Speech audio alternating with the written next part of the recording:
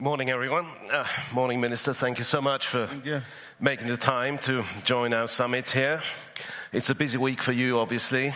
You're here with us today. You have the B20, you have the G20, not to mention your birthday, and the Kaiser Chiefs are playing twice this weekend, I saw. Before we get into the nitty-gritty of things, obviously there's some good news. The Standard & Poor's upgraded South Africa for the first time in 2 decades the other day. What's your takeaway? Is South Africa over the hump now? Is everything brilliant? Yeah, thank you very much, and good morning to the audience. Indeed, we have turned the corner, not only the S&P, the lifting from the grey listing, FATF grey listing. In the network industries, we have defeated load shedding, more than a year now without load shedding. We are recovering in the logistics and the commuter rail network that must enable the economy to function. But that does not mean we do not have challenges. Crime, corruption are things that we have to attend to and focus on. And we've proven that when we focus on something, we do it. And the above is an example. So indeed, we have turned the corner. Now, you're the first African host of a G20 meeting this week. What does success look like for you? Give us your best case, worst case scenario. The first success is that you are all here. And I believe you are enjoying almost all. Yeah.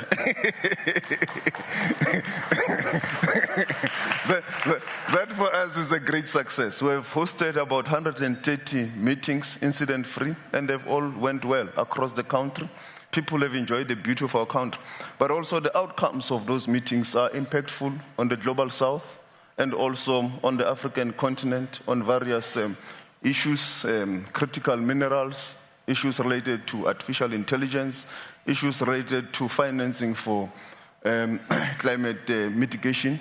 As you are aware, we receive less than 5% as the African continent, despite the fact that we are disproportionately affected by climate change, and we contribute less financing for development. And also with regards to critical minerals, there's a clear framework that has been put on the table that we are hopeful that it will lead to value addition at source and for a compact with the private sector to enable its implementation. So we do think that this will be groundbreaking and revolutionary for the African continent. With a youthful population untapped, this will be an opportunity for them to participate in value addition, manufacturing, industrialization, but also artificial intelligence. We are usually the consumer in that space, but we are saying the G20 should enable the continent and the global south also to be on the research and development side, but also in terms of innovation. We do have the capacity. We must be given the opportunity to do it. So those will be, in our view, great outcomes that must be encapsulated in the declaration. Can you point to one or two concrete things we can expect from this weekend, or that are going to be in the declaration that are going to be implemented soon? The global financial architecture, its reform, already there is a good basis that was laid by the compact of the future through the UN, and also the civil commitments, which we believe we can be able to achieve in this meeting, because already ground has been laid. The issue of critical minerals that I have referred to, the adoption of the framework will also be something that we believe will be groundbreaking. Already the working group on digital platforms has already adopted a declaration with regards to the artificial intelligence. So those are already issues that we believe can be encapsulated in the declaration. And for us as South Africa, we believe that the countries that are present here must be able to take a decision and adopt a declaration. And if there is any reason for not adopting the declaration, it should be on the basis that the countries that are in the House currently negotiating are not in agreement. Maybe we can end up with a chess summer. But we do not believe that the absence of the US should paralyze the G20 from deciding and adopting a declaration. You mentioned the big elephant, and it's not even in the room this week. I mean, does the absence of America mean consensus will be easier to reach? I mean, in other words, how relieved are you that the Americans aren't here. Yeah, as you are aware, the G20 is a consensus-based organization. There are negotiations that are ongoing, robust, and we are hopeful that we will be able to find each other as the countries that are present to adopt the declaration and be able to take the G20 to move forward. As to whether it will be easy or not, there is emerging kind of consensus within the group, but obviously, as you are aware, it's about 19 countries. It's not easy. There will always be sticking points that have to be ironed out during the negotiation process that is unfolding to end tomorrow. I mean, if you reach an agreement and a declaration, surely it can't be easy to implement that, especially when it comes to financing and the global financial infrastructure, if you have the richest country in the world looking the other way. Are you worried about that it will be a declaration that's going to go nowhere? Yeah, obviously that's a concern, but as you are aware, other institutions of the UN are already paralyzed because of this withdrawal of the US in some of the international platforms. We think that the G20 should send a clear message that the world can move on with or without the US, and that the implementation will not be easy. Obviously, it will not be a walk in the park, but when there is global consensus, we can be able to find persuasive means to enable the world to function, and also for the US to be put into a line to be able to work with everyone across the globe, because multilateral platforms is the only way that we can enable the world to function. It's not a unilateral platform. And this was identified after the Second World War. It has served the world good. There is no reason now to move away from the key multilateral platforms that have served the world. Also yourself in the financial sector, it has served you good. And that's why you established the G20 and the G7. It's because of the realization that we all need to work together to build a platform that all the people of the world can converge, shape ideas to find solutions on various issues that are affecting the globe. It doesn't mean there won't be disagreements, but it does not also mean that when disagreements are there and you don't agree with certain things, you need to move out of those platforms. You need to come, engage robustly. Maybe we'll agree with you, but give us a chance to engage and put our agenda. And sometimes we will not agree with you. As South Africa this year, we have stood firm on the agenda that we've put forward because we believe it's a relevant agenda for the Global South and also for the African continent. Hence, we could not move away from the theme that we defined from the beginning of the year. The other big country, Xi Jinping, also can't make it this week. How disappointed are you that he's not here in person?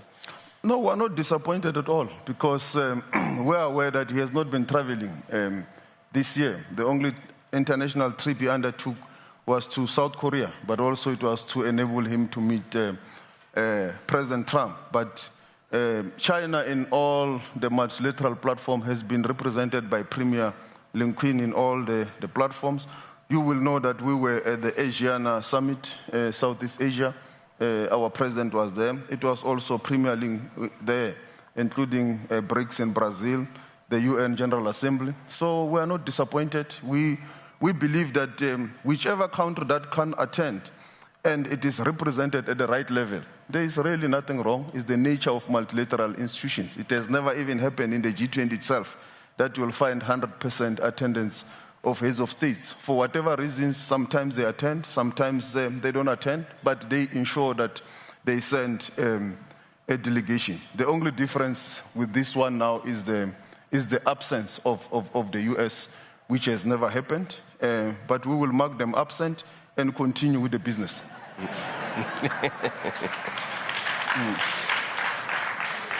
No, yeah, no detention though. In terms of the US-South Africa relationship, it's always been somewhat complicated, but obviously more recently you've clashed with the Trump administration on several issues: Ukraine, Gaza, Israel, BRICS, trade. Now you've been accused of, without any proof whatsoever of genocide against white farmers. Is there any hope of some sort of reset in the relationship, or is this sort of a strained forever? Yeah, there is always hope in diplomacy. You can't give up hope. Hence, South Africa has always been open to engage with Washington. You will remember that we also went to Washington with an aim to engage President Trump. You didn't bring a plane. No, we cannot afford it. We could even with the G20, after there were some challenges of non-participation earlier on by Mr. Marco Rubio, my counterpart, we still opened the line with Washington. They came back around September, August. They were now beginning to participate. You'll remember they even announced that Vice President Vance will attend. So we as South Africa has always been open. The aggression is on the side of the US. From time to time, when you think that things are coming normal, they will wake up and write something on Truth Social or Twitter and all that. But we have maintained that we see the US as a strategic partner that has invested, its companies invested here in South Africa, about 601 companies, creating more than 200,000 jobs in our economy.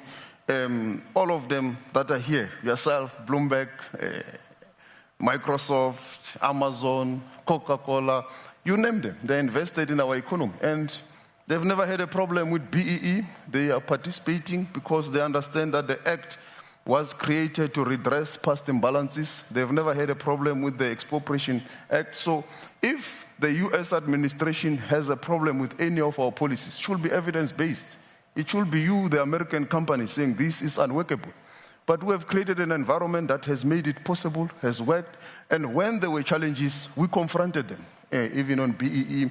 That's why there is an alternate in terms of that BEE equivalent that most of the US companies that are invested in our economy are using. And even on the issues related to Starlink, you will remember that our president met Mr. Musk even before President Trump was a president, and committed that will create an enabling environment for Starlink to invest in our economy or any of the companies that Musk is a shareholder of. We want direct foreign direct investment, and we go around the world saying the environment is here for you to invest. So our line of engagement with the US is still open. We are open to engage with them, but it can't be an endless aggression from their end, and we keep on extending an olive hand. As I've said, even when you look at all the accusations you have already said, it's baseless, it's false. You are here in South Africa, you will see for yourself, there's no genocide, we live together, hand in hand. But challenges are there. As I've said, crime affects everyone. Black, white, colored, Indian, all of us are affected by crime. That is what we need to confront. And it's our view that when we wanted to engage the US, we went to Washington. The US wants to engage the G20 and to engage South Africa. We remain open. They can come to Johannesburg. We can engage with them. And we are open in that regard. But we're an emerging economy. We will not be forced to take sides. We're non-aligned. Because as a developing country, we cannot afford to choose any side. I mean, President Ramaphosa expressed optimism in Switzerland a few weeks ago that an agreement may come soon. Can you define soon? The what? That an agreement may come soon, a trade agreement with America. Can you define soon for us? Yeah, as you are aware, with all other countries, including Switzerland, it's an unpredictable environment with Washington. I saw they've reached an agreement with Switzerland. Good for them. But they also didn't know when it will happen and how. So our DTIC is still in engagement with the American ATR. There is constant communication, exchanging notes. in terms of the draft agreement that they are engaging on and so forth. But I cannot tell you with certainty that an agreement will be reached on this day. But what I can say with certainty is what is currently unfolding, that there is negotiations, that it's happening, the lines of communications are open.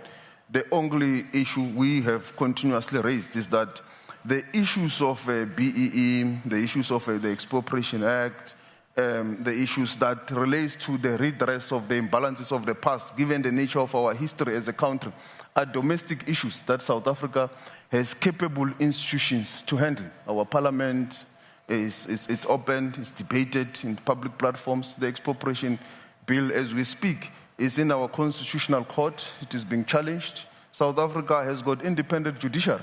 So if anyone has got a problem with the expropriation bill, they've challenged it, the court will make a pronouncement.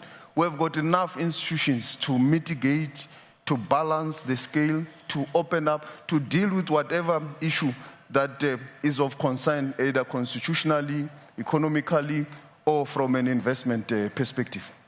But how can you get that message across? Clearly they're not listening on the other side.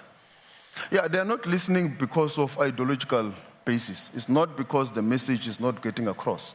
As you are aware, the DEI views of MAGA, it's an ideological question to feed the agenda of white supremacy. When you look at the program of Afrikaners, that white South Africa, that for you to qualify to be a refugee, you have to, firstly, you must be white. Secondly, you must be an Afrikaner. It's a race-based policy, executive order. The Geneva Convention is very clear in terms of who qualifies to be a refugee, must be persecuted and all that. So they don't meet this definition. As someone living a property nicely, not being chased by any army, and then they go into a commercial flight. So all those, it doesn't meet the definition of a refugee. So it's a clear agenda to pursue a fear-mongering. In South Africa, it's called Swarkafar. Going back to trade, I mean, the Swiss went from 39 to 15%. You're at 30% at the moment. What's the target you're looking at in terms of tariffs with America? No, if we get zero, it will be a good thing. Good luck with that. But we are realistic. We can see that with all other countries, it ended up at 15%. But there is a dynamic, a unique dynamic with South Africa and the African countries that even if it lives at 15%, because of the AGOA program, which had given preferential treatment, so even if it's 15%, it might still technically nullify AGOA. So that is a factor that we'll have to factor in. But we are very realistic. Zero will be good, but we can see that everyone is getting 15%. So the question will be, what will be its impact to AGOA? If the negotiations drag on, I mean, what other partners can fill the gap that the Americans are leaving behind at the moment? Is it China? Is it Europeans? Who are you counting on to sort of forward? We have ran a very aggressive diversification strategy, and I think from the SARS stats, the green shoots are beginning to show. As you have already said, yes, China in the agriculture, beef, and many products in that space of agriculture has come in handy. The European Union has been a lifesaver. They've come in a big way, including putting almost 200 billion gateway investment into the South African economy. And the Middle East, many countries are also coming in a big way. Obviously, most of them in the Middle East and in Southeast Asia are looking for a free trade agreement that will enable these to flow faster and quicker. And that is something we're looking at as the South African government. But we're happy that already you can see the numbers coming through. And also, obviously, the coming in of the AFCTA is also a big one because that remains the big market for South African products. We're out of time. Thank you so much for this. Good luck with the negotiations. Thank you. Thank you. Thank you.